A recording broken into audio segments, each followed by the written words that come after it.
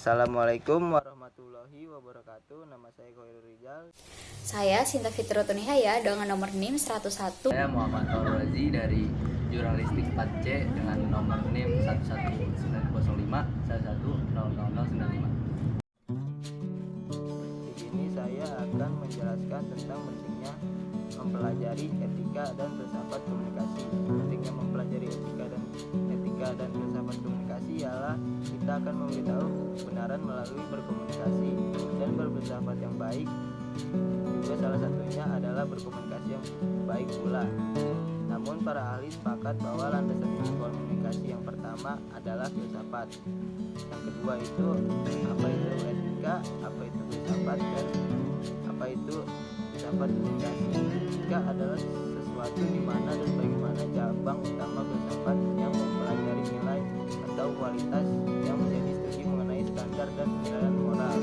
Dan filsafat adalah kajian masalah mendasar dan umum tentang persoalan seperti eksistensi, pengetahuan, nilai, akal, pikiran, dan bahasa.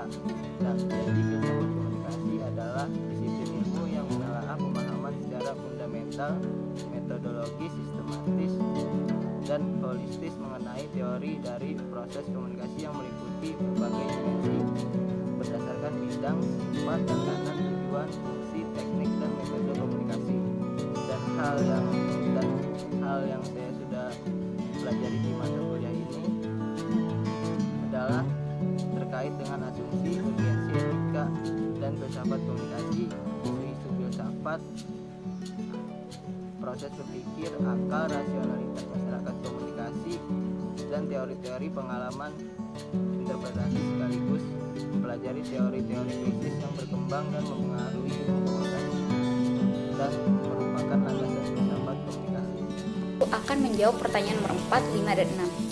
Nomor 4, indikator yang harus dimiliki oleh setiap mahasiswa setelah mempelajari mata kuliah ini adalah dapat menerapkannya dalam kehidupan sehari-hari, yakni dapat mengaplikasikan cara-cara berkomunikasi sebagaimana yang telah dipelajari melalui pemahaman secara filsafat sehingga dapat sesuai atau dapat memenuhi kriteria nilai moral yang ada dalam lingkungannya. Kemudian nomor 5, terdapat beberapa tema yang berkaitan langsung dengan kehidupan sehari-hari, yakni yang pertama memahami konsep etika dan filsafat komunikasi, yang mana dengan melalui kerangka berpikir filsafat yang mendalam tentang bagaimana berkomunikasi secara etis dapat diterapkan dalam kehidupannya. Yang kedua, memahami konsep hubungan antar manusia dalam berkomunikasi secara interpersonal, yakni tentang bagaimana manusia dapat menjalin hubungan baik dengan manusia lain.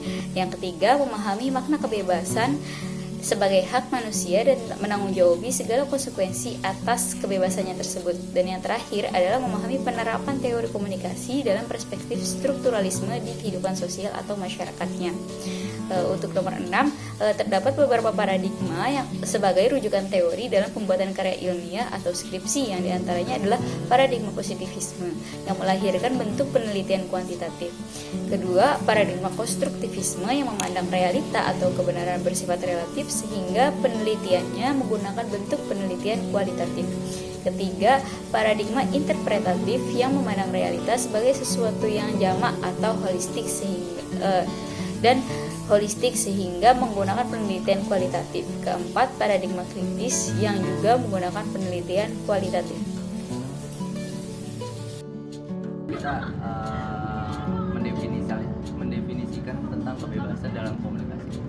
Apalagi kita di zaman yang sudah saat ini, komunikasi itu penting, apalagi komunikasi dalam hubungan antar ke atas atau ke bawah, dan kebebasan itu pasti ada. Dan makanya kebebasan itu dalam berkomunikasi tetap kita jaga, yaitu pertama dengan attitude, yang kedua dengan sikap kita kepada halayak ke atas dan ke bawah, dan masih banyak yang lain. Dan pertanyaan selanjutnya yaitu ada, apabila dikaitkan dengan perkembangan teknologi saat ini, tanggung jawab dalam media sosial telah menjadi primadona dalam komunikasi. Seringkali masalah etika komunikasi diabaikan. Bagaimana sebaiknya kita berkomunikasi di media sosial? Apalagi tadi sangkut pautkan dengan perkembangan zaman, apalagi kita dengan di teknologi media sosial kita ini, kan dalam komunikasi kita itu perlu dijaga banget, apalagi komunikasi dalam hal-hal yang berbau umum kayak media sosial, kayak platform digital, Instagram, WhatsApp dan lain sebagainya. Itu sih dalam sikap kita, dalam lantunan kata kita dan orang lain itu beda-beda. Makanya kebebasan komunikasi dalam perkembangan teknologi ini harus dijaga banget, dan kebebasan itu pasti ada. Dan kita itu gimana harus mengelolanya. Dan kesimpulan dari awal sampai akhir adalah dalam makalah dan etika filsafat komunikasi ini adalah bagaimana cara komunikasi kita kepada komunikan yang baik itu harus lebih dijaga. Artinya dijaga itu lebih ke lebih cara beretika komunikasinya, apalagi di perkembangan zaman yang pesat. Kita sudah melewati zaman yang sudah canggih lah, dan makanya dalam pelajaran etika komunikasi filsafat ini, makanya kita diajarkan dalam kehidupan sehari-hari itu adalah kita harus beretika dalam komunikasi pribadi atau non pribadi, atau juga dalam media sosial. Mungkin itu dari penjelasan dari saya, Muhammad Ghazali.